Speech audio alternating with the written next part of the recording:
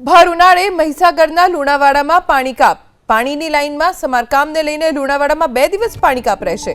16 તારીખ અને 17 તારીખે લુણાવાડાના લોકો તરસ્યા રહેશે કારણ કે પાણીની લાઇનમાં સમારકામ કરવાનું છે, જેના કારણે 2 દિવસ આવતીકાલે અને એ પછીના દિવસે બુધવારે અને ગુરુવારે લોકોને પાણી નહીં મળે।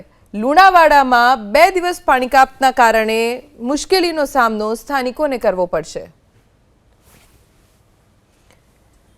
બોટાદ આમ આદમી પાર્ટીના ધારાસભ્ય ઉમેશ મકવાણા સામે મતદારોમાં જોરદાર આક્રોશ જોવા મળ્યો। અપેક્ષા મુજબ બોટાદનો વિકાસ ન થતા શહેરીજનો ધારાસભ્યથી નારાજ છે। વિધાનસભા લોકસભાની ચૂંટણી પછી ઉમેશ મકવાણા જોવા જ નથી મળ્યા તેવું જનતાનું કહેવું છે।